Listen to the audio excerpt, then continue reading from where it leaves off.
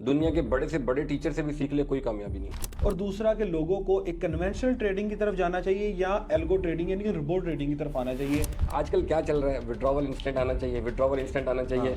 This is totally wrong concept. 60 crore रुपए का loss. अब गोल्ड पर ट्रेड करना ना इंतहाई मुश्किल तरीन काम है। $1000 में ब्रोकर ने कुछ हैकी पैकी मार दी, अकाउंट फंस गया है, हैज में लगा हुआ वेट कर रहा है, तब तक वो जिंदा है, कोमे में चला गया। बंदे ने मेरा लॉस करा दिया। ये ब्रोकर के साथ मिला हुआ था, सांस भी लेता था ना तो $1-2 लाख ऊपर नीचे होते थे। सबसे ज्यादा प्रॉब्लम क्रिएट करता है वो ब्रोकर करता है। 30,000 से 18 लाख 20 लाख कर लिया, वो क्या ही एक्सेल शीट थी जो खत्म नहीं होगी थी। इवन दो क्या, डोंट थिंक कि जो ब्रोकर की जो रेगुलेशन है वो भी नहीं सुनेगी आपकी बात कि तुम्हारे $1000 के लिए हम क्या केस करें। अस्सलाम वालेकुम viewers, this is me Umar Khalid and welcome to this video. आज की इस वीडियो के आगाज़ पर मैं एक डिस्क्लेमर देना चाहूँगा क्योंकि इस वीडियो को आपने लाजमन एंड तक देखना है क्योंकि ये वीडियो होने वाली है अर्निंग से, लर्निंग से, एजुकेशन से और एक्सपीरियंस से भरपूर। क्योंकि आज हमारे साथ एक ऐसे मेंटोर, एक ऐसे एक्सपीरियंस ट्रेनर मौजूद हैं जिन्होंने फॉरेक्स में 2 दहाइयों से ज़्यादा अरसा गुजारा है और अपनी ज़िंदगी के 15 साल से ज़्यादा अरसा ब्रोकरेज फर्म्स को दिया है। तो आज हम एक बिगिनर ट्रेडर की क्या प्रॉब्लम्स होती हैं, एक प्रो ट्रेडर की क्या प्रॉब्लम्स होती हैं और एक बिगिनर ट्रेडर लूजर किस तरह से बनता है, इसको डिस्कस करेंगे। और इसके साथ साथ इस वीडियो में एक ऐसे ट्रेडर की स्टोरी भी डिस्कस की जाएगी जिसने $30,000 के अकाउंट को $2 मिलियन पर पहुंचाया और 1 महीने में वॉश किया। आइए आज के पॉडकास्ट का आगाज करते हैं। हमारे साथ मौजूद है एसएम शाही साहब। Welcome to this podcast sir. अस्सलाम वालेकुम, कैसे हैं आप? ठीक ठाक? अल्हम्दुलिल्लाह बिल्कुल ठीक sir. Thank you very much. पहले तो आपने मुझे बुलाया और इंशाल्लाह ताला जो जो बातें आपने कही हैं उससे ज़्यादा ही इंशाल्लाह ऑडियंस को मजा आएगा। इंशाल्लाह। So stay tune. सर, सबसे पहले एक लेमैन जिसको बिल्कुल आइडिया नहीं है कि फॉरेक्स क्या होती है जी और उसको इस फील्ड में क्यों आना चाहिए, ये मैं आपकी एक्सपीरियंस की रोशनी में आपसे जानना चाहूंगा। देखिए, मैं सबसे पहले तो क्योंकि हम लोग पाकिस्तानी हैं, हम पाकिस्तान से ही हैं दोनों, तो सबसे पहले तो मैं ये कहना चाहूँगा कि जितने भी आजकल के जो न्यू कमर्स हैं, जो भी मैट्रिक पास कर रहे हैं ना, इंटर पास कर रहे हैं, उसको ये इंडस्ट्री लाजमी ज्वाइन करनी चाहिए। कुछ रीज़न थे उसके। अच्छा। बिल्कुल ज्वाइन करनी चाहिए क्योंकि ये इंडस्ट्री ऐसी है। एक तो आपको पता है एआई का ज़माना आजकल चल रहा है, मॉडर्न दौर है आजकल। आपको ये जो इंडस्ट्री है ना, आपको मेंटली आपको इतना ज़्यादा बिजनेस सिखाती है ना कि आप उसके बाद किसी भी इंडस्ट्री में, आप साथ साथ जो भी इंडस्ट्री आप करते हो ना, आपको हर इंडस्ट्री में आपको बेनिफिट देती है। फॉर एग्जांपल क्या है, देखो बिजनेस कोई भी है, end of the day business में हमने क्या कमाना होता है, हमने पैसे ही कमाना होता है। बिल्कुल ऐसा तो ही है। ये इंडस्ट्री ऐसी है, ये आपको डॉलर के बारे में भी इंफॉर्मेशन देती है, ठीक है। यूरोज के बारे में भी इंफॉर्मेशन देती है, गोल्ड के बारे में भी इंफॉर्मेशन देती है। आपको दुनिया की कोई करेंसी ऐसी नहीं है जिसका आपको पता नहीं होता। और इकोनॉमी के हवाले से ना आपको ये बहुत ज़्यादा गाइड करती है कि यार हमारे मुल्क की इकोनॉमी क्या चल रही है, हमारे अमेरिका की इकोनॉमी क्या चल रही है, और इस इकोनॉमी को मैंने ग्रोथ कहाँ देना है। आपका दिमाग ऑटोमेटिकली ना उस तरफ चला जाता है जहाँ आप वो सॉल्यूशन ढूंढना शुरू करते हैं कि यार क्या सॉल्यूशन मैं खुद पैदा करूं जिससे ऑडियंस को फायदा हो और हमारी इकोनॉमी भी बिल्ड हो और मैं पर्सनली भी बिल्ड हूँ। लेकिन शायद भी मैं जानना चाहूंगा कि क्या एक जो मैट्रिक का बच्चा है 15-16 साल का, वो मेंटली इस हद तक मेच्योर होता है कि उसके अंदर इस ये एक भारी भरकम जो दुनिया का सबसे बड़ा एक बिजनेस है, जी, वो उसके अहल होता है कि वो उसके अंदर कदम रख सके और उसके बाद इसमें सक्सेसफुल भी हो सके। इसलिए मैंने आपको कहा ना कि इस इंडस्ट्री को मैं क्यों कह रहा हूँ, इस एज से मैं क्यों कह रहा हूँ। अभी ना वो अपना करियर स्टार्ट कर रहा होता है। ऐसा ही है। जब उसने अपना करियर स्टार्ट करा ना, उस दौरान उसको उन चीज़ों की सख्त ज़रूरत होती है जो आगे होल लाइफ उसकी ज़िंदगी में आने वाली है। तो उसके लिए मैंने क्या कहा आपको कि जो बच्चा ही है अभी एक तरह से, बिल्कुल ऐसे ही है। जब इसने इस इंडस्ट्री में लिया कदम रखा है ना, तो ही नीड्स टू लर्न। उसको लाजमी सीखना है, उसके पास उसको कुछ टाइम मिले क्योंकि इस एज में ना वो डिसीजन मेकर नहीं है अभी। ऐसे ही है। अब जब वो डिसीजन मेकर नहीं है ना, तो वो उसके पास पैसे भी नहीं है, एक्चुअली पैसे भी नहीं है तभी तो डिसीजन मेकर नहीं है। तो वो अपने आप को ना लर्निंग की तरफ फोकस करेगा। वो जब हम आ जाते हैं ना ग्रेजुएट करके, जब हम ग्रेजुएशन भी होता है हमारा, हम अपनी समझ बूझ रख चुके होते हैं, पैसा हमारे पास आ चुका होता है, फिर हम जिसके सीख रहे होते हैं ना, फिर हम उसकी बात नहीं मानते। अच्छा, मैं आपकी बातों से समझाऊं कि आप एक बच्चा जो अभी टीनेजर है, मैट्रिक में है, उसने अपनी लर्निंग पे फोकस करना है, बिल्कुल बिल्कुल, लर्निंग ओनली। इन्वेस्टमेंट नहीं करनी, ना ना ना ट्रेडिंग ना, नहीं करनी। बिल्कुल नहीं, बिल्कुल नहीं। और एक बिगनर को जिसने अभी इसमें कदम रखा है, तो आप क्या समझते हैं कि कितना अरसा दरकार होता है कि अगर वो एक अच्छा ट्रेडर बनना चाहता है तो कितने टाइम के बाद वो इस काबिल हो जाता है कि वो अपना ट्रेडिंग अकाउंट स्टार्ट कर सके? देखिए, इसमें तो हर हर बंदे के अपना नेचर होता है ना, उसकी उसका बैकग्राउंड क्या ऐसे है, ही। उसकी एजुकेशन क्या है, वो किस तरीके से वो इसको स्टडी कर रहा है, जो चीज़ आप समझा रहे हैं क्या वो आपकी समझाई हुई चीज़ें मान भी रहा है कि नहीं मान रहा है।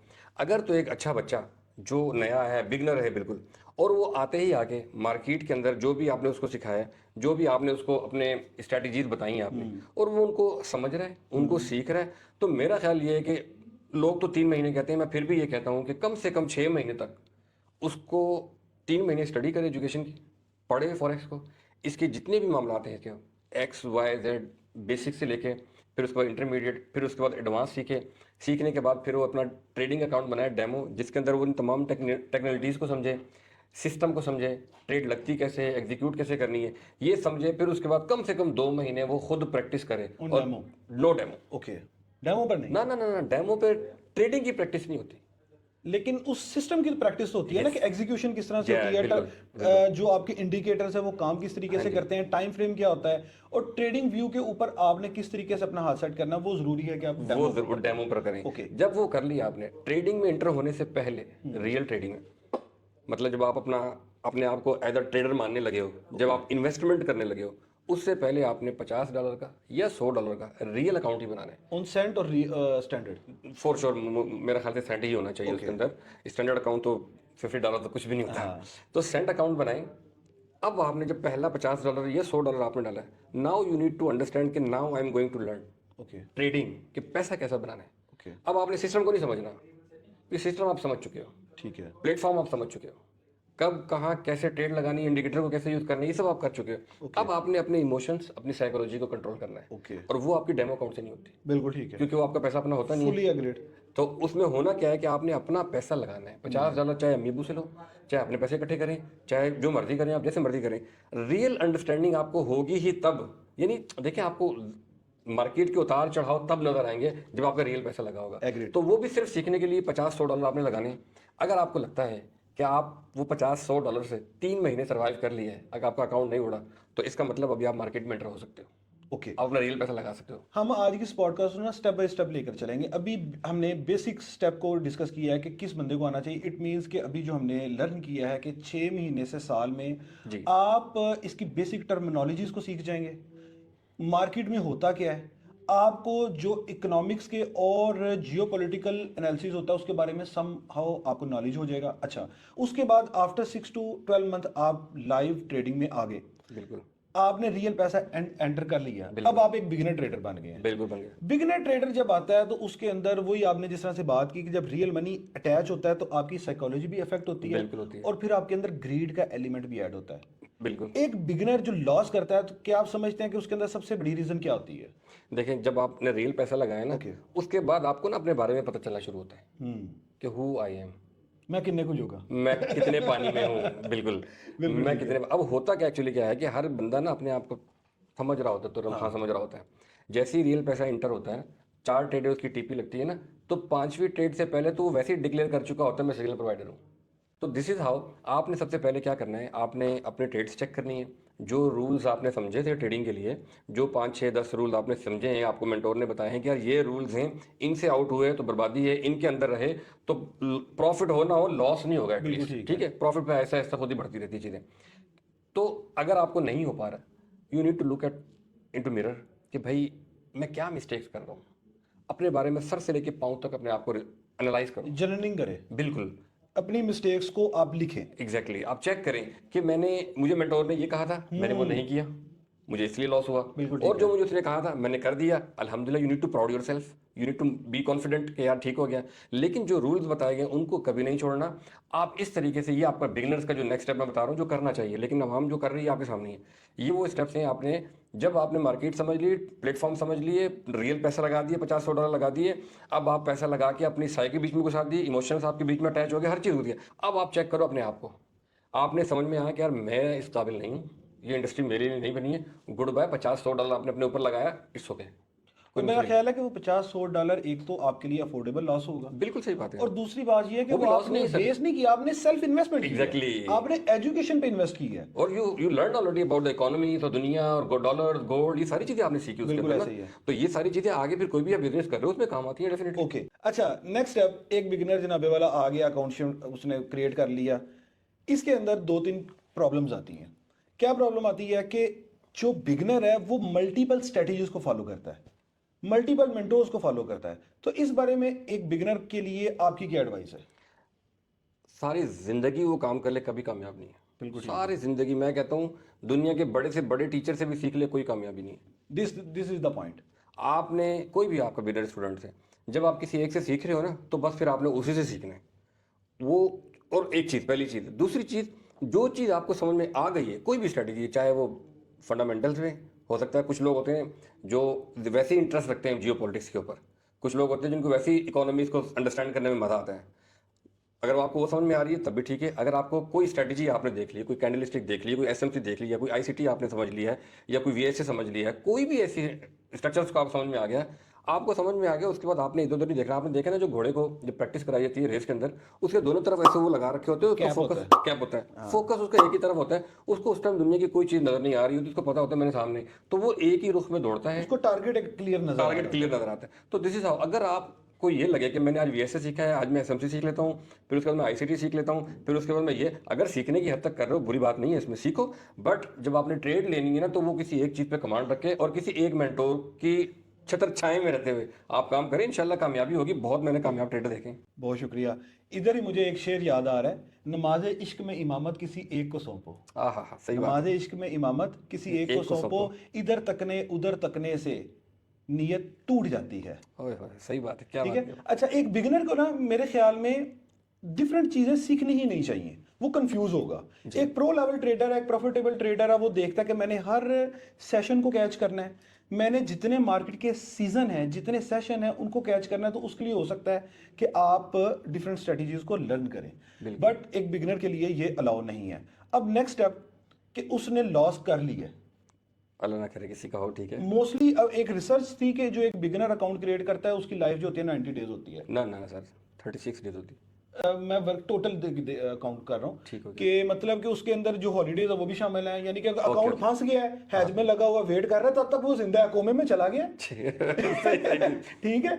तो वो हैज करके जब तक वो अकाउंट में उसके कैपिटल शो हो रहा है, अकाउंट वाश नहीं हुआ, तो वो 90 डेज है। अगर इसमें Working days लगा लें, हाँ। Actual Trading days। Trading days आप देखें कि कितने दिन उसने बाय सेल किया है, कितने दिन वो अलाइव रहा है, तो वो ऑलमोस्ट जिस तरह से शायद मैंने बताया कि it's not more than 36 days. 36 to 39 days. 40 days जिस तरह से आपके सेल्स बनते हैं, इसी तरह 40 डेज के अंदर आपका अकाउंट भी वॉश हो जाता है। ओके। अच्छा, इसके बाद नेक्स्ट क्वेश्चन है कि जनाबे वाला हमने स्ट्रेटजी को डिस्कस कर लिया जी। उसके बाद अगली स्टेज आ जाती है कि जो एक बिगिनर से अगली स्टेज है, लेकिन प्रो लेवल से दरमियान में स्ट्रगल कर रहा है कि वो कभी लॉस कर रहा है, कभी वो प्रॉफिट कर रहा है, वो ब्रेक इवन के ऊपर है, प्रॉफिटेबल ट्रेडर नहीं बन पा रहा। इस हवाले से मैं आपकी राय में चाहूंगा कि इस स्टेज के ऊपर आकर उनको कौन से स्टेप्स फॉलो करने चाहिए। देखिए, अगर वो लॉस नहीं कर रहा ना, तो सबसे पहले उसकी यही जीत है। क्या बात है। क्योंकि ये जो इंडस्ट्री है ना, इस इंडस्ट्री के अंदर अपना लॉस बचा लेना भी एक जीत है। मार्केट में सरवाइव करना it's also a kind of profit. जी बिल्कुल। अच्छा, अब हमने इससे आगे बढ़ना है कि हमने प्रॉफिटेबल कैसे बनना है। उसका तरीकाकार बिल्कुल सिंपल है कि आपने जब भी मार्केट को अंडरस्टैंड करना है, उसके लिए आप कोई भी एक पेयर को मुंतखब करें। आप 90 बल्कि 70-80% लोग गोल्ड पर ट्रेड करते हैं। अब गोल्ड पर ट्रेड करना ना इंतहाई मुश्किल तरीन काम है। एग्रीड। बट हमारा आज का मेंटोर, हमारे आजकल के जितने भी सोशल मीडिया पे आप देख लें, यूट्यूबर्स आप देख लें, वो पहले क्या होता था, 8 से 3 साल पहले चले जाएं तो आपको हर पेयर्स के एनालिसिस मिलते थे, अब नहीं मिलते आपको, अब ओनली गोल्ड। तो दिस इज़ वेरी डिफिकल्ट है आपको जो प्रॉफिट लॉस करके जो वापस बाहर आ पा रहे हैं, दिस इज ओनली रीजन। जब आप इंटरमीडिएट लेवल पर हैं तो आप करेंसीज पर ट्रेड करें, यूरो यूएसडी पे ट्रेड करें, यूएसडी जेपीवाई पे ट्रेड करें। जब आपको यूएसडी जेपीवाई, यूरो यूएसडी, इनके फंडामेंटल समझ में आना शुरू हो जाएं, फिर आप जाओ, क्योंकि आपको पता कितना वॉलेटाइल है आजकल, तो गोल्ड ने वैसे तबाही फेरी हुई। तो अब आप अगर आप इन पेयर्स में रहेंगे ना, माइट पॉसिबल कि आपको प्रॉफिट कम हो, लेकिन यू विल बी ग्रोइंग इंशाल्लाह। अगर आप इन चीज़ों पे जाते हैं तो फिर आपको अच्छा प्रॉफिट भी होना शुरू हो जाएगा। अब जब आपको मार्केट के कमांड हासिल हो गई, आपको इकोनॉमीज को अंडरस्टैंड करना समझ गए आप, और आप अपने इमोशंस पर काबू करना सीख गए, आपको सेंटीमेंट समझ में आना शुरू हो गए, अब आप अपने इमोशन पर काबू रखना जान गए हो, अब आप हो गोल्ड के अंदर, और थोड़ा पैसा भी बड़ा लेकर आओ, क्योंकि गोल्ड के अंदर ना छोटे पैसे से काम नहीं चलता। मैं कहता हूँ, कभी वक्त था मैं कहता था कि $1000 ठीक है, but for the condition now, in this condition, मेरा नहीं ख्याल कि $1000 का अकाउंट भी इनफ है गोल्ड के अंदर ट्रेड करने के लिए, क्योंकि जैसा वो वॉलेटाइल है आजकल, तो मेरा ख्याल है आपको बड़ा अमाउंट होना चाहिए, तो आप उससे ट्रेड करें अगर आपने गोल्ड में ट्रेड करना है तो। अब जब आप इन सारे मामला से गुजरेंगे, आप इन सारे पेयर्स पे ट्रेड करेंगे, एक तो आप प्रॉफिटेबल होना शुरू हो जाएंगे इंशाल्लाह। उसके बाद जब आप इस गोल्ड वाली सिचुएशन में आप आएंगे ना, तो आपको, क्योंकि आप बहुत सारी मेन चीज़ें सीख गए हो, आप इमोशंस कंट्रोल करना सीख गए हो, आपको जो है ना सेंटीमेंट समझ में आना शुरू हो गए, अब आप जब ट्रेड करोगे तो इंशाल्लाह आप ग्रो ही करोगे। Okay, good enough. अच्छा, अब इसके बाद अगली स्टेज आती है कि आपने प्रॉफिट कमा लिया, इन तमाम स्टेप्स को फॉलो कर लिया जो शायद भाई ने अपने एक्सपीरियंस की बेस पर बताया है। इसके बाद प्रॉब्लम स्टार्ट होते हैं एक प्रो ट्रेडर के, और प्रो ट्रेडर की प्रॉफिटेबिलिटी के अंदर सबसे बड़ा जो रुकावट होती है, जो सबसे ज़्यादा प्रॉब्लम क्रिएट करता है, वो एक ब्रोकर करता है। तो शायद भाई की जो सुपरविजन के अंदर हम ये जानना चाहेंगे इनकी मौजूदगी से फ़ायदा उठाते हुए कि आपने अपनी ज़िंदगी के 15 साल ब्रोकरेज फर्म को दिए हैं, आप इनको अंदर से जानते हैं, और सब कॉन्टिनेंट का कोई ट्रेडर नहीं है जिनका अकाउंट इनके सामने नेकेड ना हो, नंगा ना हो। ऐसे ही है, सब नजर आता है। तमाम ट्रेडर जो हैं वो इनके सामने, इनको पता है कि कौन क्या कर रहा है, और ये जानते हैं कि कौन बंदा एक्चुअल ट्रेडर है, कौन लोगों को फेक अकाउंट दिखा रहा है। तो सबसे पहले तो हम चलते हैं ब्रोकरेज फर्म की तरह कि वो क्यों और कैसे लोगों को ट्रैप करती हैं। देखिए, ब्रोकर की अगर आप बात करते हैं ना, तो ये जब हम लोग बिगिनर के बाद जब इंटरमीडिएट लेवल पर आए ना, आपने उस टाइम लोगों को इसके बारे में एक्सप्लेन करना है कि ब्रोकर को चूज कैसे करना है। ब्रोकर को चूज करने के लिए आपने कुछ चीजें देखनी होती हैं कि ब्रोकर की trading condition is the most important. आजकल क्या चल रहा है, विड्रॉवल इंस्टेंट आना चाहिए, विड्रॉवल इंस्टेंट आना चाहिए। This is totally wrong concept. ये क्या है कि लोग और ट्रेडर्स, ये वही लोग हैं जिन्होंने लॉस ही करना है, क्योंकि जिसके पास सब्र नहीं है ना, पेशेंस जिसके पास नहीं है, वो क्या ही आगे ट्रेड करेगा या प्रॉफिट करेगा। तो अगर आप ये समझते हो कि एक ब्रोकर है वो आपको फास्ट विड्रॉ दे रहा है, this is not the right thing. आपने ये चेक करना है कि ब्रोकर्स के अंदर मेरी ट्रेडिंग कंडीशंस क्या हैं। एग्जांपल के तौर पे उनका स्प्रेड कैसा है, क्या बहुत ज़्यादा हाई स्प्रेड है या लो स्प्रेड है, एक चीज़। दूसरी चीज़ क्या होती है स्प्रेड के अंदर ही, कि उस ब्रोकर का स्प्रेड कितना वोलेटाइल है। देखो, हम लोग नॉर्मली ये तो जरूर चेक कर रहे होते हैं कि ब्रोकर का स्प्रेड कम है या ज्यादा है, वॉलेटिलिटी को हम चेक नहीं करते, या ब्रोकर का जो स्प्रेड है वॉलेटाइल कितना है उसको हम चेक नहीं करते, क्योंकि देखें स्प्रेड जो होता है ना, ये वेरिएबल स्प्रेड होता है। ओके। फॉर एग्जाम्पल किसी ब्रोकर ने अगर आपको कहा है ना कि आपका स्प्रेड मान लो 3 पिप का स्प्रेड है, तो वो 3 पिप नहीं रहता, वो 3 से 3.2, 3.5, 3.2, 3.5 इस तरीके से रहता है। बट कुछ ब्रोकर हैं जिनका 3 to 5 हो जाता है, और सडनली होता है, विदाउट इंटीमेशन। बिल्कुल। तो ये चीज लाजमी देखनी होती है, क्योंकि आपकी ना पूरी जो आपकी ट्रेडिंग की जो स्ट्रेटेजी है ना, उसका बेड़ा गर्क कर देती है, and you never know this. क्योंकि आपको तो नजर आ रहा होता है 3 पिप का, जैसे ही आप ट्रेड लेते हैं या जैसे कोई मार्केट के अंदर कोई भी तरह से हलचल होती है तो स्प्रेड बहुत ज्यादा वोलेटाइल रहता है। तो उस ब्रोकर से भी कोशिश करें कि इज्तनाब करें, क्योंकि वो ब्रोकर भी नहीं चाहता कि आप ज्यादा प्रॉफिट करें। उसके अलावा जो आपने देखना है कि जब आप अपने ट्रेड लगा रहे हो ना, उसके अंदर आपने ब्रोकर को देखना होता है कि इसकी स्लिपेज किस तरह की है। स्लिपेज के बारे में मैं थोड़ा आपको डेप्थ बताता हूँ कि स्लिपेज क्या है एक्चुअली।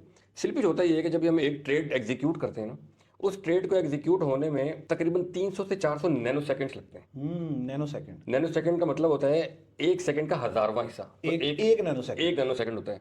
तो इट मींस अगर 500 नैनो सेकंड लग रहे हैं तो हाफ सेकंड के अंदर वो ट्रेड एग्जीक्यूट हो रहे हैं, सही है ना ना ना, हाँ 500 के तो ठीक है हाफ सेकंड, लेकिन 500 नहीं लगते ना, 300 से 400 नैनो सेकंड के अंदर। अब होता क्या है, ये जो स्लिपेज का जो मामला है, क्यों होता है ऐसा, जब मार्केट बहुत ज़्यादा वॉलेटाइल होती है ना, जो 300 सेकंड्स के बीच के दरमियान आपने यहाँ ट्रेड एग्जीक्यूट की, अब जैसे ही ये मार्केट ने सर्वर तक जाना है, सर्वर से वापस सर्वर तक एक जो इसका रास्ता होता है ना, उसमें तकरीबन 150-200 नैनो सेकंड्स लगते हैं। ये गई, यानी कि जब एक क्लिक किया, हाँ टिक किया आपने, उस 1 सेकंड के 20वें हिस्से में जी वो ट्रेड सर्वर तक पहुंचती है, सर्वर तक जाती है, वहां से एक्सेप्टेशन उसको मिलती है कि हाँ भाई yes this trade execute the price मिलती है उसको, फिर वो आता है आप तक। इस दौरान जब मार्केट आगे चली जाती है, क्योंकि मार्केट बहुत ज्यादा वोलेटाइल चल रही है, नैनो सेकंड्स में मार्केट मूव कर रही है, और हजारों ट्रेड्स एक टाइम पर एक सर्वर पर ब्रोकर को रिसीव हो रही, तो उस दौरान बीच में आ जाती है स्लिपेज।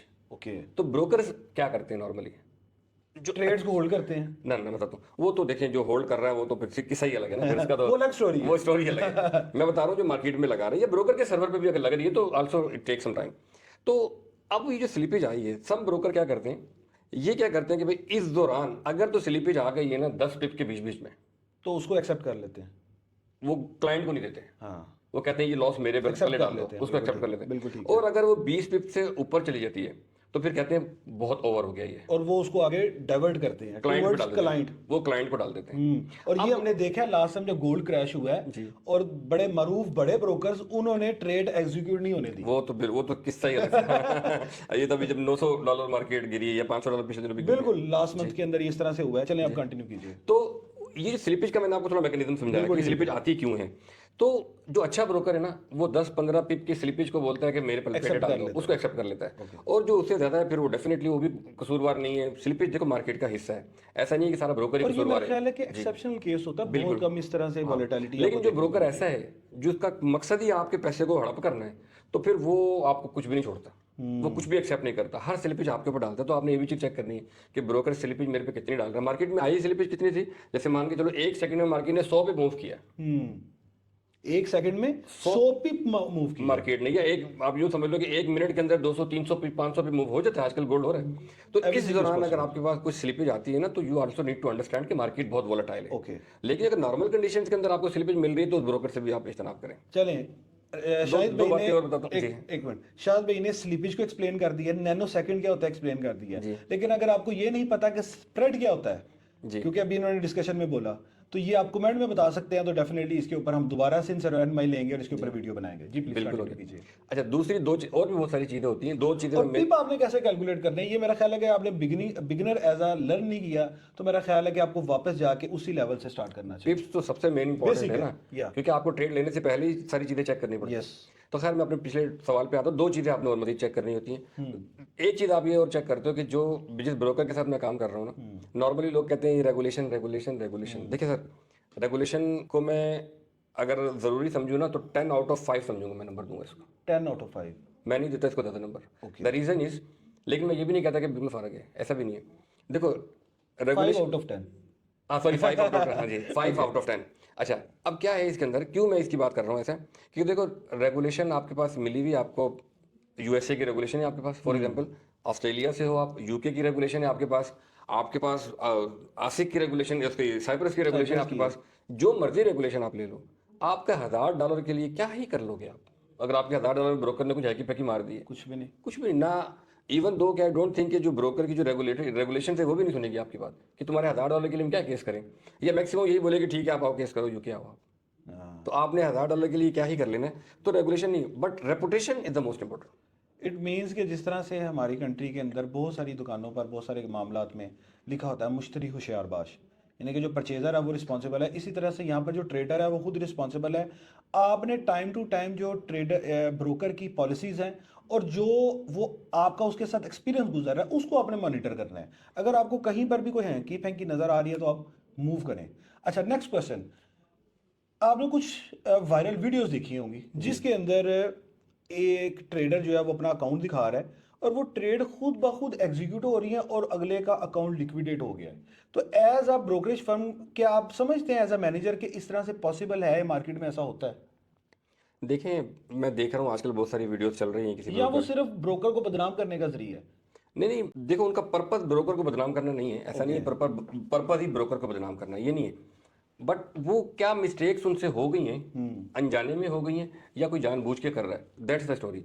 अब फॉर एग्जांपल होता क्या है कि बंदा कहता है यार मेरे अकाउंट में ऑटोमेटिकली ट्रेड लग गई है, मेरा अकाउंट वॉश हो गया, तो वो ब्रोकर के पास केस आता है। ब्रोकर कहता है कि यार आपकी जो ट्रेड्स एग्जीक्यूट हुई हैं ये फलानी सिटी से, आईपी एड्रेस से, फलानी आईपी से ये एग्जीक्यूट हुई हैं।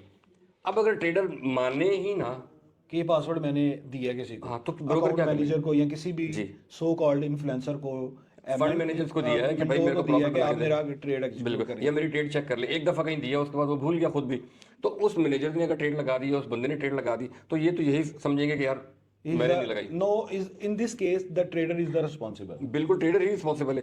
ब्रोकर कभी भी देखो, ब्रोकरेज के अंदर जो है ना, ये लोग समझ रहे होते हैं ना कि जैसे वो आजकल जो बड़े अकाउंट्स की भी चल रही बातचीत, नॉर्मली जो है ना ये लोग समझ रहे होते हैं ना, मेरा $1000 का अकाउंट, $2000 का, $5000 का अकाउंट। फॉरेक्स इंडस्ट्री के लिए ये $1000-2000 पीनट ना बोलिएगा, मिनट भी नहीं है, पीनट भी नहीं है सर, रेत के जर्रे हैं, रेत के जर्रे ही है। तो इसलिए एक ब्रोकर बनाने के लिए ना आपको, और अगर कोई ब्रोकर रेगुलेटेड, में दूसरी बात जो रेगुलेशन की कर रहा था ना, अगर रेगुलेटेड कोई ब्रोकर है ना, तो उसको मिलियंस ऑफ डॉलर देने पड़ते हैं रेगुलेशन लेने के लिए। एग्रीड। ये खाली MT5 का सर्वर लेने के लिए आपको मंथली ठीक ठाक बड़े डॉलर पे करने पड़ते हैं, फिर उसके बाद इसका सर्वर आप अलग खरीदते हैं, फिर उसके बाद इनकी फीड्स आप अलग लेते हैं। और ये सारी टेक्निकल चीजें बता रहे हैं। मैंने जो 2-3 ब्रोकर्स के ऑफिस विजिट किए हैं, किस कदर ह्यूज वो एम्पायर होती है जी, कितना इक्विप्ड वो सेंटर होता है, उसका आप सबर नहीं कर सकते। अगर हमें वहां पर वीडियो रिकॉर्ड करने की इजाजत होती तो हम जरूर करते हैं। ना इजाजत कभी भी नहीं होती इसकी। वो हमसे मोबाइल वगैरह भी नीचे ले लेते हैं जब हमने उसको सेटअप को सारा विजिट करना होता है। तो ये मकसद कहने का ये है, बट मैं ये नहीं कहना चाह रहा कि जो लोग वीडियोस बना रहे हैं ये झूठे हैं। देखिए क्या है इसके अंदर सच्चाई, वो ब्रोकर ही बता सकता है, क्योंकि सारा सिस्टम ब्रोकर के पास है। मान लो अगर ब्रोकर की तरफ से कुछ ऐसी हैकी पैकी अगर हो ही गई है, तो ब्रोकर फिर उनको कभी आईपी एड्रेस नहीं दे सकता, और अगर ब्रोकर आईपी एड्रेस दे रहा है उनको, दैट मीन्स के ट्रेड लगी, एग्जीक्यूट इसका नहीं है। मतलब ये है कि या वो सारा रिकॉर्ड जो है वो ट्रेडर के पास है या ब्रोकर के पास है। ट्रेडर के पास जो रिकॉर्ड होता है ना, देखिए आप किसी भी प्लेटफॉर्म से ट्रेड कर रहे हैं, चाहे आप मोबाइल से कर रहे हैं, चाहे आप MT4 से कर रहे हैं, मतलब लैपटॉप से कर रहे हैं, किसी से भी कर रहे हैं आप, MT5 जो भी सर्वर यूज़ कर रहे हैं आप, तो आपका बस इंटरनेट ऑन होना बहुत ज़रूरी है। इंटरनेट अगर आपका ऑन है तो उसके बाद आपने ट्रेड लगाई है ना, आपने इंटर बाय पे क्लिक किया है, तो चाहे ट्रेड एग्जीक्यूट हुई है या नहीं हुई है, लॉग फाइल जरूर क्रिएट होती है। एग्जैक्टली। आपने मान के चलो आपने कोई ट्रेड से आप उसको क्लोज करने की कोशिश कर रहे और हो वो नहीं हो रही। और वो नहीं हो रही है, तो ब्रोकर कुछ भी कर ले, आपकी लॉग फाइल को ब्रोकर छेड़ ही नहीं सकता। ये लॉग फाइल सिर्फ आपके उस लैपटॉप या कंप्यूटर या मोबाइल के अंदर ही है, Okay. इसको ब्रोकर नहीं छेड़ सकता। तो अगर मान के चलो आपकी कोई ट्रेड चल रही है, आप उसको क्लोज कर रहे हो, वो नहीं हो रही है और आपका इंटरनेट भी ठीक चल रहा है, आपने चेक कर लिया यूट्यूब वगैरह चला के भी इंटरनेट सही चल रहा है, बट ट्रेड क्लोज नहीं हो रही, तो इसका मतलब सर्वर का प्रॉब्लम है, ब्रोकर के सर्वर का प्रॉब्लम है। और ये हो जाता है, टेक्निकल चीज़ें हैं, समटाइम हो भी जाती हैं, ऐसा नहीं है कि नहीं है कि मतलब ब्रोकर स्कैम ही नहीं कर रहा, समटाइम ये हो भी जाता है।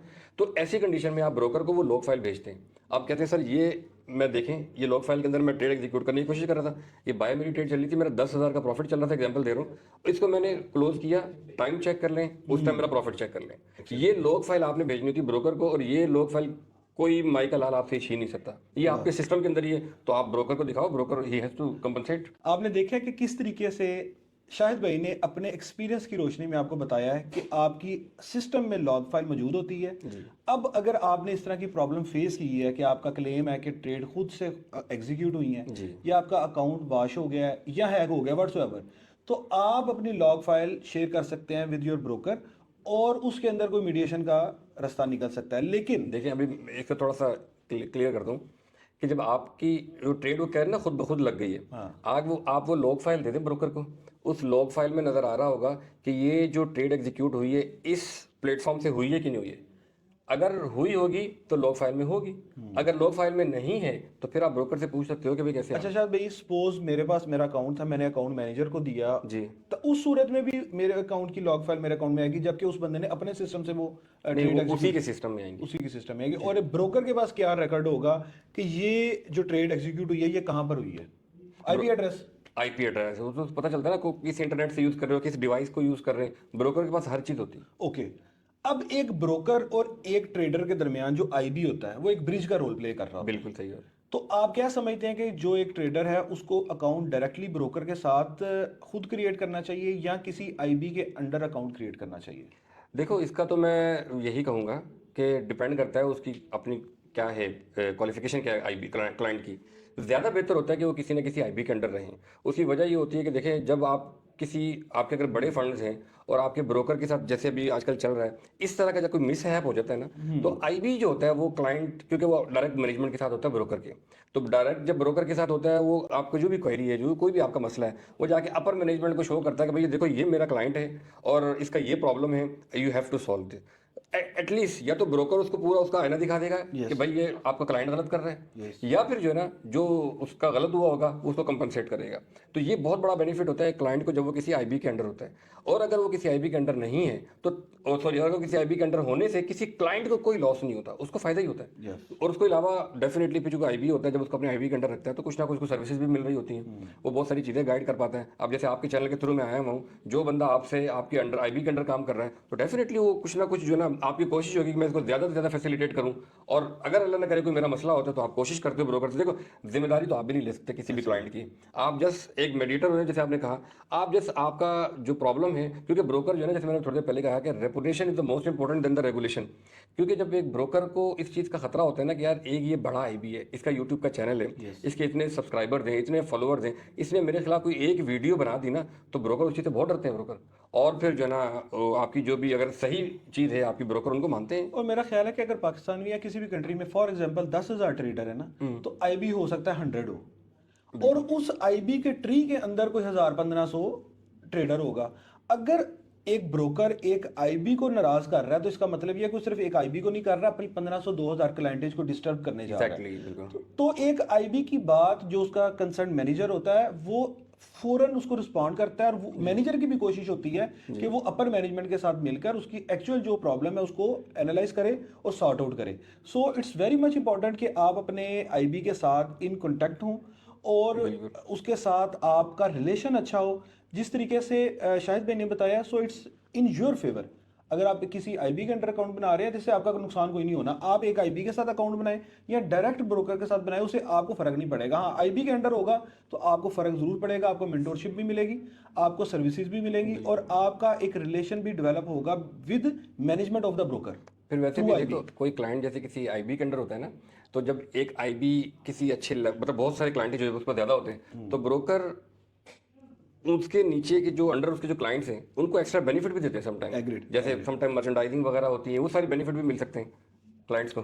सो अगर हमारे थ्रू आप अकाउंट क्रिएट करना चाहते हैं तो डिस्क्रिप्शन में लिंक मौजूद है, अकाउंट क्रिएट करें। उसका बेनिफिट क्या होगा कि आपको मेंटरशिप मिलेगी और जो हमारा प्रीमियम कम्युनिटी है उसके अंदर फ्री ऑफ कास्ट आपको ऐड कर लिया जाएगा। हमारे ग्रुप की कोई चार्जेस नहीं है और ना ही आपसे किसी किस्म की लर्निंग के कोई पैसे चार्ज किए जाएंगे। नेक्स्ट क्वेश्चन ये है, अब हमने ब्रोकर्स को, ट्रेडर्स को, सबको डिस्कस कर लिया जनाबे वाला। अब ट्रेंड चल रहा है एआई का बिल्कुल। और मार्केट में जो एल्गो ट्रेडिंग है वो बहुत ज़्यादा इन हो रही है। तो सबसे पहले क्या ये कोई हकीकत है भी है कि नहीं, और दूसरा कि लोगों को एक कन्वेंशनल ट्रेडिंग की तरफ जाना चाहिए या एल्गो ट्रेडिंग यानी कि रोबोट ट्रेडिंग की तरफ आना चाहिए? What's your opinion? देखिए ये तो बंदे की जो है मसरूफियत के ऊपर है। अल्गो ट्रेडिंग ऐसा नहीं है कि बुरी चीज़ है, बट क्या है कि अल्गो ट्रेडिंग ऐसा है कि अगर आपने कोई भी दुनिया की, जैसी मैं तो कोई, मुझे नहीं लगता कोई ऐसा ईए हो जो शायद हमने ना यूज़ किया हो। Agreed. हर तरह का ईए हमने यूज़ किया, तो बल्कि आप तो उनको बनाने वालों में से हाँ जी ऐसे ही है। तो अल्गो ट्रेडिंग वो कामयाब रहेगा हमेशा जिसको आप कंटिन्यूसली अपडेट करते रहे, क्योंकि देखिए पिछले साल जो मार्केट की मूव थी वो इस साल नहीं है। एक और बहुत बड़ी यहाँ मिस्टेक लोग कर रहे होते हैं कि किसी के भी अल्गो पे जब ट्रेडिंग करने लगे या उसको ज्वाइन करने लगे या किसी का ईए लेने लगे तो आपको पिछली हिस्ट्री दिखा रहा होता है, यार ये देखो पिछले 2 साल का मेरा बैकअप चेक कर लो, बैक टेस्टिंग चेक कर लो 3 साल का। तो आई डोंट बिलीव उस, वो जो क्या नाम है उनका बैक टेस्टिंग है, उसके रीजन क्या है उसको कि तो कई तरीके हैं लोगों को ट्रैप करने के और स्कैम करने के। आप उसको मैनिपुलेट कर सकते हैं। हो सकता है कि वो डेमो के ऊपर किया हो सारा, ये भी हो सकता है। उसके अलावा देखो पिछले साल मार्केट की मूवमेंट क्या थी, अगले साल वही रहेंगी, नहीं हो पॉसिबल नहीं है। तो किसी जस्ट प्रिडिक्शन ही की जा सकती है कि अगर पिछले साल 4 साल ऐसी मार्केट की मूव थी, मुमकिन है कि आगे मुमकिन भी है, इस तरह से मुमकिन है कि उस probabilities हैं। प्रोबेबिलिटीज ही है उसके, तो कंफर्मेशन उसके अंदर भी नहीं है। तो जो भी एल्गो, किसी का भी एल्गो है, अगर वो उसको कंटिन्यूसली मार्केट के उतार चढ़ाव के हिसाब से उसको अपडेट कर रहा है तो माइट पॉसिबल कि वो चले, और चल सकता है वो, ऐसा नहीं है कि नहीं चल सकता।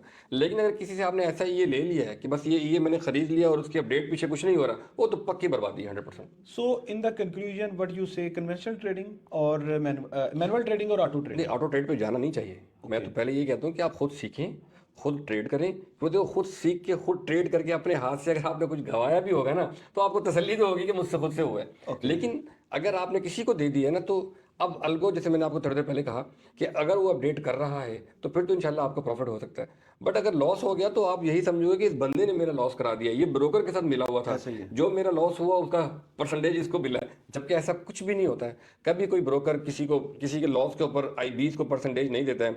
कुछ जो बहुत ही ज़्यादा छोटे ब्रोकर हैं, I don't know about them, कि जो बहुत ही छोटे लेवल के ब्रोकर होते हैं, पर्सनल लेवल के ब्रोकर्स, उनमें शायद ऐसा होता हो, लेकिन जो बड़े ब्रोकर जितने भी हैं वो इस तरह की कोई डील कभी किसी IB से नहीं करते। और मेरे ख्याल के अंदर एक ब्रोकर के लिए, एक आईबी के लिए बेनिफिशियल है कि एक ट्रेडर जिंदा रहे और ट्रेडिंग करता रहे, प्रॉफिट बनाता रहे। उसके लॉस करने में कभी भी एक ब्रोकर या आईबी का फायदा नहीं हो सकता, क्योंकि वो डेड हो जाएगा। जब तक वो सरवाइव कर रहा है, जब तक वो अर्निंग कर रहा है, उसी के बेस के ऊपर एक ट्रेडर, वो ब्रोकर की जो जिंदगी है उसका प्रॉफिट है वो चल रहा है। वीडियो एंड करने से पहले, जिसका मैंने जिक्र स्टार्ट पे किया था कि स्टोरी शेयर की जाएगी कि एक ऐसे ट्रेडर की जिसने एक महीने में $30,000 को कन्वर्ट किया इनटू $2 मिलियन और एक महीने में 60 करोड़ रुपए का लॉस किया, वो शायद भाई कैसे वो स्टोरी हमसे शेयर। देखिए मेरे पास जितने भी मेंटोर थे ना पुराने, बहुत सारे जिनको 20-20 साल हो गए, मैं सबसे पूछता हूँ जिंदगी में सबसे बड़ा लॉस कितना बड़ा देखा है। ओके। मुझे आज तक कभी किसी ने नहीं बताया कि $2 मिलियन का लॉस भी देखा, यानी 20 लाख US डॉलर। हाँ, 20 करोड़ रुपया, 60 करोड़ रुपया, 60 करोड़ पे तकरीबन 50-60 करोड़ बनता है। आप सोचें कितना बड़ा लॉस है। और मैं ये नहीं बता रहा किसी अमेरिकन या किसी गोरे का नहीं बता रहा, पाकिस्तानी है। वाह। और आप देखें कि $30,000 से, वो 30,000 तो मैं आपको बता रहा हूँ, हुआ ये कि $30,000 उन्होंने किया डिपॉजिट, वो 30,000 का उन्होंने किया लॉस, तकरीबन उनका अकाउंट रह गया था $5,000 से $6,000। अच्छा, 30,000 से 25,000 लॉस किया। डाउन $25,000 का। बिल्कुल, वो लॉस किया उन्होंने, फिर रह गया 5,000, फिर 5,000 से अल्लाह ने उनके हाथ पकड़ा, वाह। तो प्रॉफिट हुआ $1,00,000 गया। हम देखा, मैंने कहा वेरी गुड यार माशाल्लाह, 2 लाख हुआ, 3 लाख कितने हुआ। परसेंट प्रॉफिट हो गया कि $5,000 से पहुंच गया बंदा $1,00,000 के ऊपर? हाँ, जब $5,000 हुआ ना तो मुझे मेरी टीम ने बताया शायद $5,000 माशाल्लाह बंदे ने बना 1 लाख से $5,00,000। बिल्कुल बिल्कुल, ऐसा ऐसा बना रहा था, हर हफ्ते वो खतरनाक ट्रेड मार रहा होगा। तो एक्चुअली जब वो प्रॉफिट कर रहा था ना, तो जैसे ही उसका अकाउंट पहले डेफिनेटली 5,000 से 50,000, 1 लाख, अब $2-3 लाख तक का प्रॉफिट ना, तो इट्स ओके, वो चलता है, ये करते हैं, ये लोग कर रहे हैं, गोरे भी कर रहे हैं, क्योंकि मैं बहुत सारी कंट्रीज देख रहा हूँ, तो कहीं ना कहीं चल ही रहा होता है। जब $5,00,000 से उसका प्रॉफिट ज्यादा हुआ ना, तो मेरी टीम ने मुझे बताया शायद भाई ये पाकिस्तानी है, वाह, माशाल्लाह 5-8 लाख का प्रॉफिट आपका सीना चौड़ा हो गया। बिल्कुल डेफिनेट, मैंने तो कॉल किया उनको, मैंने कोशिश की, इत्तेफाक से मेरी बात नहीं हो सकी उनसे, तो मैं फिर अपने कामों में लग गया, मैं भूल भाल गया। फिर मुझे दोबारा मेरी टीम की कॉल आती है, 1 मिलियन क्रॉस हो गया। $1 मिलियन, ये कितने ड्यूरेशन में हुआ? मेरे ख्याल से 15-20 दिन में। ये हकीकत है। फिर मैं अपनी टीम को कॉल करता हूँ कि उनको कहो विड्रॉ करो, you have to withdraw now, something. At least $500,000 withdraw करें। तो मेरी टीम ने उनको कॉल किया, कहा भाई आप कुछ विड्रॉ कर लें, इसमें से कुछ पैसे तो निकाल, Logical एटलीस्ट है। अपना जो कैपिटल है। वो तो निकालो, जो 30 डाला था आपने, तो वो तो विड्रॉ करें। तो उन्होंने कहा नहीं, वो एक्चुअली ये तो वो उल्टा उनसे और दूसरे सवाल पूछने लग गया कि अगर मैं फलानी कंट्री में अगर जगह जाऊं तो वहां के लिए कितना खर्चा चाहिए, वाह, वाह, और मैंने गाड़ी बुक कर ली है, मैंने ये मैंने वो, तो वो सारी चीज़ें हमारी टीम ने कहा डेफिनेटली डिस्कस करते ही हम लोग। तो हमने कहा कि भाई विड्रॉ कर लो, तो उसने फिर नहीं किया विड्रॉ। तो अब मैं आपसे एक सवाल पूछता हूँ, जब उनका 1 मिलियन से प्लस हुआ अकाउंट, ओके। हाँ 1.5 मिलियन तक गया, तो एक टाइम पे on time what do you believe किसने कितनी लॉट्स ट्रेड की हुई होगी, कितनी लॉट्स लगाई हुई होंगी? अगर $1 मिलियन का अकाउंट है तो मेरा ख्याल को 50 स्टैंडर्ड अकाउंट लॉट्स होंगी। बढ़ाएं थोड़ा सा 100, ना, ज्यादा बढ़ाएं 200 स्टैंडर्ड लॉट्स। ना ना ना। उसके अकाउंट के अंदर जब उसका अकाउंट वॉश हुआ ना, तो वो 1300 स्टैंडर्ड लॉट्स लगी हुई थी उसके अकाउंट। अनबिलीवेबल। बिल्कुल। 1300 स्टैंडर्ड लॉट्स। अब आप ये कैलकुलेट करके बताएं कि एक स्टैंडर्ड लॉट पर जब कोई ट्रेड एग्जीक्यूट होती है तो उसके पीछे आपका जो गोल्ड है वो कितना ब्रोकर होल्ड करता है, और जब आपने एक का कर लिया कैलकुलेट, उसको फिर 1300 से मल्टीप्लाई करें। उसको फिर आपने 1300 से मल्टीप्लाई करना है। और कमेंट सेशन में बताइएगा, हम ये भी तो देखें कितने लोग इस कैलकुलेशन को कर सकते हैं कि नहीं कर सकते। तो ये कैलकुलेशन मैं आपको सिर्फ इतना बता दूं कि जब ये ट्रेड्स लगी हुई थी ना, तो उसके अकाउंट में जरा सा, उसका अकाउंट ऐसे समझ लो सांस भी लेता था ना, तो $1-2 लाख ऊपर नीचे होते थे। यानी कि जिस तरीके से आपने $10,000 के ऊपर आपने स्टैंडर्ड लॉट लगा दी है, $10,000 पर आप एक स्टैंडर्ड लॉट लगाएं तो आपका 500,000 जो है ना वो नॉर्मल मूव कर रहा होता है मतलब एक पिप के ऊपर $10 जो है ना मूव होता है एक वन पिप स्टैंडर्ड लॉट पर। पे। और $1 के ऊपर कितना होगा? हाँ जी, $100। $100 एक। मतलब 10 पिप के ऊपर $100 मूव होगा। Yes.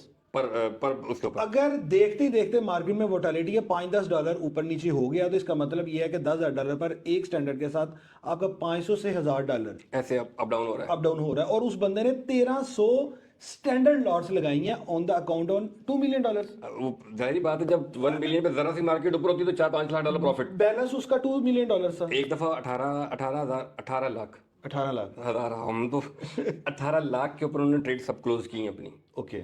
उस टाइम भी हमारी टीम ने कॉल की है कि विड्रॉ करें आप, थोड़ा बहुत तो विड्रॉ करें। आई डोंट नो कि वो क्या चाह रहा था। मेरा ख्याल है कि वो जो एक्सेल शीट पर लोग काम करते हैं ना, और उन्होंने पूरा कैलकुलेट किया होता है जिसके ऊपर लगाते हैं कंपाउंडिंग इफेक्ट कि मैं दोबारा से अपना प्रॉफिट भी री इन्वेस्ट करूंगा। 30,000 से 18 लाख ले गया। यार कितने 1000% प्रॉफिट बन गया। परसेंटेज छोड़ें, 30,000 से 18 लाख 20 लाख कर लिया। वो क्या ही एक्सेल शीट थी जो खत्म नहीं होके दे रही थी। उसके बाद अंजाम क्या हुआ? अंजाम यही हुआ, जब 1300 स्टैंडर्ड लॉट लगी हो, उनको लॉस हुआ, हमें बहुत ज़्यादा दुख हुआ। और हमने उनको कहा भी सही कि यार ये आपको बहुत दफ़ा हमने कहा विड्रॉ कर लें। तो बात हुई है ग्रीड। तो वो बंदा जिंदा है, ठीक अल्लाह करे जिंदा हो, कैपेसिटी में है कि अल्लाह करे जिंदा हो, अल्लाह करे सेहत, अल्लाह उनको सेहतयाब रखे। But we never know. Pakistan के किस शहर से थे हम नाम नहीं पूछेंगे। नो, मैं नहीं बता शहर सकता। ही नहीं, नो, पता चल जाएगा लोगों को। बिल्कुल। चले हम प्राइवेसी को महफूज खाते रखते हैं। इसी लेकिन ये वो चीज़ है जो मैंने अपनी आंखों के सामने देखा है, मेरी आंखों के सामने हुआ है। उस बंदे से हम खुद ऐसे जानते हैं। अनबिलीवेबल है। 60 करोड़ रुपए का लॉस 30 दिनों के अंदर उसने गेन किया, और एक दिन के अंदर लॉस किया। बिल्कुल ऐसे ही हुआ। एक दिन में 60 करोड़ रुपए का loss in the history of trading. I think इससे बड़ा अभी तक किसी ने, खुद स्कैम तो शायद इससे बड़े हुए हों, लेकिन इससे बड़ा ट्रेडिंग में लॉस मैंने नहीं सुना। अगर आपने सुना है तो कमेंट सेक्शन में बताइएगा। इसी उम्मीद के साथ आपने आज लर्निंग की होगी, और मैं आपका बहुत शुक्रिया अदा करना चाहूँगा शाहिद भाई कि आपने अपना कीमती वक्त दिया, अपना एक्सपीरियंस जो 20 सालों पर मुहित फॉरेक्स इंडस्ट्री में हमसे शेयर किया है। अगर व्यूअर्स का कोई कमेंट हुआ, कोई क्वेश्चन हुआ, तो नेक्स्ट वीडियो में आपसे हम क्वेश्चन पूछेंगे, दोबारा आपको तकलीफ। वैसे भी आप मेरे साथ डायरेक्ट इन टच में हैं, तो आपको कोई भी क्वेश्चन हो आप डायरेक्ट पूछ सकते हैं। सो बहुत शुक्रिया आप सबका। इंशाल्लाह नेक्स्ट वीडियो में आपसे मुलाकात होगी। अल्लाह हाफिज़।